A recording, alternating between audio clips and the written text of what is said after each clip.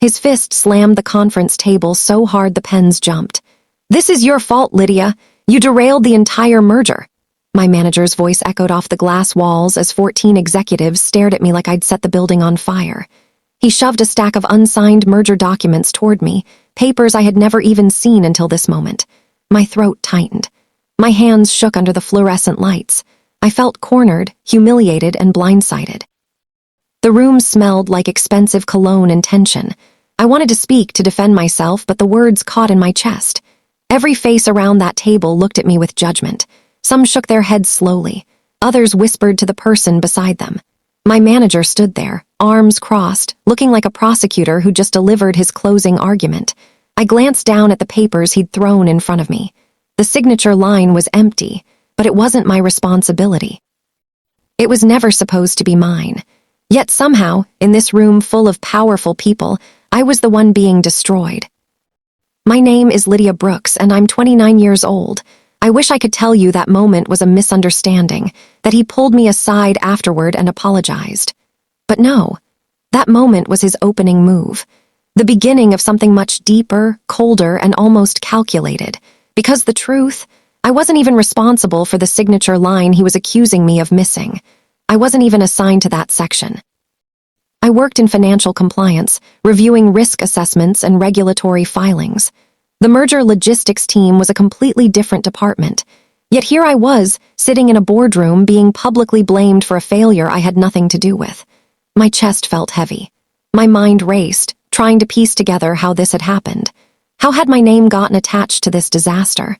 I replayed the last few weeks in my head, searching for clues. And then it hit me, he'd been setting this up for longer than I realized. This wasn't spontaneous. This was planned. The executives exchanged looks, not pity, not confusion, but something worse. Relief. Relief that it wasn't them being thrown under the bus. My manager stood tall, hands on hips, chin lifted like a savior exposing a traitor. I saw it then. This wasn't a knee-jerk meltdown. He'd planned this. He needed a scapegoat, and I was the easiest target. My chest burned with anger, but I swallowed it. Not now, not yet. I watched as some of the board members nodded slowly, as if his story made perfect sense. One of them jotted notes on a legal pad. Another adjusted his glasses and leaned back, arms folded. They weren't questioning him. They were accepting his narrative. I realized in that moment that defending myself right then would only make things worse. If I exploded, if I cried, if I lost control, I'd only confirm whatever story he'd already planted in their minds. So I stayed silent. I let the room settle, and I started planning. When the room cleared, he cornered me again. "Take the fall quietly. The board respects humility." His breath smelled of mint and arrogance. I stared at the unsigned line right above his printed name. That signature was his responsibility, not mine. In that moment, something clicked. He didn't want the truth buried, he wanted it buried with me. His eyes were cold, calculating. He wasn't angry at me, he was protecting himself, and I was the shield he'd chosen. I nodded slowly, pretending to accept his advice. "Okay," I said softly. He seemed pleased, even patting my shoulder like a mentor offering wisdom. But inside, my mind was already shifting gears. I wasn't going to take the fall. I wasn't going to disappear quietly. I was going to find out exactly what he'd done, and I was going to make sure the truth came out, even if it destroyed him.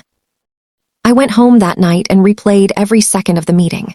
Something felt off. Why had he printed my name anywhere near merger logistics when my department wasn't involved? And why had he been so confident blaming me? A thought slithered in. What if the missing signature wasn't an accident? I opened my laptop. It was time to start digging. I logged into the company's internal document system using my credentials. My heart pounded as I navigated through folders, searching for anything related to the merger. Most of the files were locked behind permissions I didn't have, but I knew the system well enough to check document histories, timestamps, edit logs, user activity. I found the merger contract file. It had been accessed multiple times in the days leading up to the collapse, and one name kept appearing in the edit history. His. My stomach twisted. He'd been in that file late at night, making changes. What was he hiding? Buried in the internal document history was a timestamp, one showing the file had last been edited in his account at 2:14, the night before the merger collapsed. My stomach dropped. He stayed late to modify something, but what? And why was I suddenly attached to a document with his digital fingerprints all over it? I clicked deeper, pulling up the version history. The file had been renamed twice. Sections had been deleted and re-added. And in one version, my name appeared in a comment thread I'd never been part of. He had manually added me to the document's metadata, making it look like I'd been involved in the review process. My hands trembled as I took screenshots. This wasn't negligence. This was sabotage. He'd deliberately tied my name to a failure that was entirely his. And he'd done it in the middle of the night when no one else was watching. I said nothing, acted normal, even thanked him at work the next day, but I watched him. He was jumpy, avoiding eye contact, hovering too long near his office door whenever I walked by. He wasn't calm, he was waiting to see if I'd explode, waiting to see if I'd break. That's when I knew he expected chaos. He expected me to lash out, so I didn't. I smiled politely in meetings. I answered his emails promptly. I kept my head down and my movements predictable. Meanwhile, I was building a case. Every lunch break, I pulled up documents. Every evening after work, I combed through emails. I wasn't going to confront him until I had everything I needed, because when I finally showed my hand, I wanted it to be irrefutable. I wanted him to have no escape, no excuse, no way to twist the narrative. Patience became my weapon. I found an archived email that wasn't supposed to exist, one from the merger's legal consultant, reminding him that the signature needed to be finalized personally by him. Not delegated, not transferred, not handed off. My pulse raced. He had ignored the instruction, and I was the one paying for it. The email was dated 3 weeks before the merger fell apart. The subject line read, "Final signature authorization action required." The message was clear. Only he, as department head, had the authority to sign off on the final merger documents. It explicitly stated that this responsibility could not be reassigned. Yet he'd stood in front of the board and blamed me for a task I was never authorized to complete. I printed the email and tucked it into a folder at home. This was evidence, concrete, undeniable proof that he'd lied. But I needed more. I needed to understand why he'd ignored such a critical step in the first place. One of the juniors pulled me aside near the break room. He told the exec team you froze during the signing review, said you panicked. My jaw clenched. I'd never even been in that room. My manager wasn't just blaming me, he was rewriting the entire timeline, telling a story that never happened, and people were buying it. The junior analyst looked nervous, glancing over her shoulder before continuing. I wasn't sure if I should tell you, but it didn't sound right. You're always so calm under pressure. I thanked her quietly and walked away, my mind spinning. He was spreading lies, creating a narrative where I was incompetent and emotional. He was painting a picture of me that didn't exist. And worst of all, he was doing it behind my back, where I couldn't defend myself. This wasn't just about the merger anymore. This was character assassination. I didn't want revenge fueled by anger. I wanted revenge fueled by proof. Cold, undeniable proof. So I spent my lunch breaks documenting everything, every email, every timestamp, every folder. And the deeper I went, the more something horrifying emerged. He hadn't just pinned the merger failure on me. He'd been setting it up for weeks. I found draft emails he'd never sent, where he'd outlined potential concerns about my performance. I found meeting notes where he'd subtly questioned my judgment to other managers. I found calendar invites for review sessions I was never told about, with my name listed as declined, even though I'd never received the invitation. It was a paper trail designed to make me look negligent. He'd been building this narrative long before the merger fell apart. He'd anticipated failure, and he'd made sure I would be the one to take the fall. It was chilling, and it was brilliant, almost. I overheard him on a call. When the board reviews this, she'll take responsibility. She'll cry, they'll empathize, and we move on. My skin prickled. He was building an entire emotional narrative around me without me. He thought he controlled the script. He had no idea the plot had already changed. I was standing just outside his office, pretending to refill my water bottle at the nearby cooler. His door was slightly ajar and his voice carried. He sounded relaxed, almost amused. Like this was all a game he'd already won. "Trust me," he continued. "She's not the type to fight back. She'll fold." I stood there, frozen, listening to him describe a version of me that didn't exist. A version that was weak, emotional, easily manipulated. He'd misjudged me completely. And that was going to be his biggest mistake. One file was gone, deleted, completely. But the digital storage log still showed its name, Merger Final Signature Review PDF. a document that should have included his signature status. Deleted at 2:16 a.m., 2 minutes after he edited the contract. My hands hovered over the keyboard. This was it. This was the smoking gun. The file had contained the final review checklist, the one that would have shown whether or not he'd completed his required signature, and he deleted it. Not just moved it to trash, permanently erased it from the system, but digital systems always leave traces. I dug deeper, accessing the backup server logs that most employees didn't even know existed. And there it was, a shadow copy of the deleted file, stored automatically by the system before it was purged. I requested a recovery through it, citing a compliance audit. They didn't ask questions. 3 hours later, I had the file, and when I opened it, my breath caught. The signature line, next to his name, was blank. He called me into his office. "You'll apologize at the board hearing. It'll be easier for everyone." His voice was too smooth, too rehearsed. I nodded and pretended to agree. My heart wasn't shaking anymore. I wasn't scared of him. I was studying him, and he didn't recognize the difference. He leaned back in his chair, fingers laced behind his head, looking satisfied. "You're smart, Lydia. You'll land on your feet. But this needs to be closed. The board needs closure." I nodded again, keeping my face neutral. "I understand." He smiled. "Good, I knew you'd come around." But I wasn't coming around. I was watching him relax, watching him let his guard down. He thought he'd won. He thought I'd accepted my role as the scapegoat. He had no idea I was about to pull the rug out from under him. A finance analyst slipped me a printed email chain. "Thought you should see this." It showed my manager begging upper management for an extension weeks before the collapse, claiming his team, me included, wasn't competent enough to hit deadlines. He'd been pre-blamming me before anything even went wrong. I stared at the printed pages, my pulse quickening. The emails were dated almost a month before the merger fell apart. In them, he complained about team performance issues and specifically mentioned concerns about my ability to handle high-pressure situations. None of it was true. I'd never missed a deadline.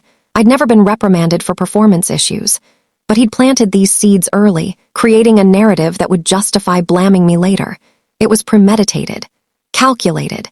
He'd known the merger was in trouble, and instead of fixing it, he'd spent his time building a case against me. I added the emails to my growing folder. The picture was becoming clearer. The merger operations lead finally spoke to me. "I never saw you at the review signing," he said cautiously. "Why did he say you were?" Because he needed a body on the tracks. Because he didn't expect anyone to question him. But the questions were starting. The operations lead, Kyle, was one of the few people who'd actually been in the signing review meeting. His testimony would matter. I kept my voice steady.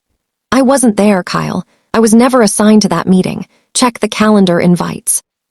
He frowned, pulling out his phone. After a moment, he looked up, confused. "You're right, you're not on the invite list, but he told the board you were the lead reviewer." My stomach clenched. "He lied." Kyle's expression darkened. That's a serious accusation." "I know," I said quietly, "but it's the truth." He nodded slowly, processing. "If you need me to verify this with the board, I will." I thanked him. One ally, that's all I needed to start. His assistant went on a smoke break, leaving his office door slightly open. His computer was on, and there on the screen was a folder titled Contingency Personnel. My name was inside it, and beneath it were notes he'd been writing for months describing me as unstable, emotional, and overwhelmed. None of it was true. He was building a character, not a report. I stood in the doorway, heart pounding, glancing down the hallway to make sure no one was coming. I stepped inside quickly, pulling out my phone. I took photos of the screen, every document, every note, every fabricated entry. The folder contained performance reviews he'd never shared with me. Incident reports for mistakes I'd never made. Psychological assessments written in his own words, painting me as someone on the verge of a breakdown. It was a complete fiction. A manufactured employee file designed to justify whatever action he wanted to take against me. I backed out of the office quietly, adrenaline surging through my veins. This wasn't just evidence. This was proof of malice. The board secretary pulled me aside discreetly. "Whatever happens tomorrow, keep your composure," she whispered. "Sometimes silence speaks louder than defending yourself." Her tone chilled my spine. She knew something. I searched her face for more information, but she simply squeezed my arm gently and walked away. Her warning echoed in my mind. Why would she tell me that? Did she know what he was planning, or did she know something about the board's intentions? Either way, her message was clear. Stay calm. Don't react emotionally. Let the facts speak. I went home that night and organized everything I'd gathered. I created a timeline, cross-referencing emails, timestamps, and deleted files. I printed copies and saved digital backups in 3 separate locations. Tomorrow was the board hearing. Tomorrow, everything would come to light. I barely slept, but I was ready. He started strong, fake sympathy, rehearsed lines, sighs that made him look exhausted by my mistakes. The board listened, stone-faced, and then they turned to me. My turn, one shot, one moment, no shaking, no tears, just truth. I opened my file. The boardroom was silent except for the hum of the air conditioning. My manager had just finished his performance, painting himself as a patient mentor betrayed by an incompetent subordinate. Some board members nodded sympathetically. Others looked at me with barely concealed disappointment. The board chair, a stern woman named Gloria Kane, folded her hands. "Ms. Brooks, do you have anything to say in your defense?" I met her gaze. "Yes, I do." I placed my folder on the table and opened it slowly. My hands were steady, my voice was clear.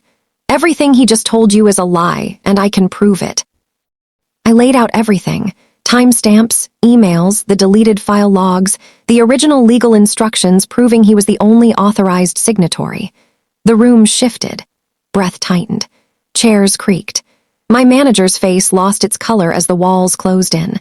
I walked them through the timeline, piece by piece. I showed them the email from the legal consultant explicitly stating that only he could sign off on the merger documents. I showed them the edit logs proving he'd accessed the files at 2:14 a.m. I showed them the deleted signature review file, and the recovered version showing his signature line was blank. I showed them the fabricated performance notes he'd been building for months. With each piece of evidence, the room grew quieter. Board members leaned forward, studying the documents I'd distributed. Gloria Kane's expression shifted from skepticism to something harder. My manager tried to interrupt. "Let her finish," Gloria said coldly. I continued, my voice never wavering. One board member leaned forward and pointed at the projected contract on the screen. "Whose signature belongs here?" The room went silent. Everyone stared at the printed name beneath the empty line. His name, not mine. The board member, a veteran executive named Thomas Pell, adjusted his glasses and looked directly at my manager. "According to this document, you were the designated signatory, not Ms. Brooks." My manager opened his mouth, but nothing came out. Thomas continued, his voice steady and sharp. "And according to the legal consultant's email, this responsibility could not be delegated. So why are we here discussing Ms. Brooks's negligence when the signature was never her responsibility to begin with?" The silence was deafening. Every eye in the room turned to my manager. He looked like a man watching his entire world collapse in real time. His mouth moved, but no words formed. The truth was inescapable now. There was nowhere left to hide. He stuttered, he blamed technical issues, claimed he delegated, claimed someone else altered files, but the digital evidence cut through every lie. Each excuse collapsed on the next like falling dominoes. His confidence drained. The man who accused me publicly could no longer form a complete sentence. There was a miscommunication," he stammered. "The team was supposed to—" "The team had no authority to sign," Gloria interrupted. "You did." But the timeline was tight and I thought, "You didn't think," Thomas said bluntly. "You failed to complete your responsibility and then you fabricated a story to cover it up." My manager's hands gripped the edge of the table. Sweat beaded on his forehead. He looked around the room desperately, searching for an ally. There were none. Every board member stared at him with expressions ranging from disgust to cold fury. His carefully constructed narrative had shattered. And there was nothing left but the truth. The board dismissed me from the room first. I waited outside, heart steady. When they called me back in, they spoke calmly. "You are cleared of all accusations." They didn't look at him. They didn't need to. His fate had already been decided. Gloria Kane addressed me directly, her voice formal but not unkind. "Ms. Brooks, we apologize for the distress this situation has caused you. After reviewing your evidence, it's clear that you were wrongly accused." I nodded, my chest loosening for the first time in weeks. "Thank you," Thomas added. "We'll be conducting a full internal review, but as of now, you are fully exonerated." I glanced at my manager. He sat slumped in his chair, staring at the table. He didn't look at me. He couldn't. I gathered my folder and stood. "Thank you for your time." As I walked out, I heard the door close behind me, and I knew his reckoning had just begun. Security escorted him out later that afternoon. No farewell party, no sympathy, just whispers. He wasn't fired for the merger failure. He was fired for dishonesty, manipulation, falsifying responsibility, and misleading the board. His career wasn't damaged. It was finished. I watched from my desk as he walked past, carrying a small box of his belongings. His face was blank, emotionless. He didn't look at anyone. People stopped talking as he passed, the silence heavy and uncomfortable. One of the executives I'd seen in the boardroom followed him out, ensuring he left the building without incident. When the elevator doors closed, the office slowly returned to normal. But the whispers didn't stop. By the end of the day, everyone knew what had happened, and my name was no longer associated with failure. It was associated with truth. The board offered me a promotion into his former role, higher pay, higher authority, and complete control over the merger department. I didn't celebrate loudly. I simply exhaled. Calm, steady, proud. Revenge doesn't always require destruction. Sometimes it's enough to rise where someone else expected you to fall. Gloria called me into her office a week later. "We'd like you to take over as Director of Compliance and Merger Operations," she said. "You've proven you have the integrity and attention to detail this company needs." I accepted, not because I wanted his job, but because I'd earned it. I'd fought for my reputation, my career, and my truth, and I wasn't going to let anyone take that from me again. When I moved into the new office, I felt no bitterness, just quiet satisfaction. I'd survived, and I'd won. Weeks later, I walked into the new office, his old office, and set down my bag. No bitterness, no anger, just peace. I didn't hear from him again, and I didn't want to. His silence was the final gift. My story wasn't about destroying him, it was about reclaiming myself. I looked out the window at the city below, the skyline stretching endlessly. I thought about the girl who'd sat in that boardroom weeks ago, terrified and humiliated. She was still me, but she was also stronger now. I'd learned that the truth doesn't always win immediately. Sometimes you have to fight for it, document it, protect it, and when the moment comes, present it without fear. I opened my laptop and started my first day in the new role. The future felt open. Uncertain, yes, but mine. And that was enough. If you enjoyed this story, please like and subscribe for more videos like this.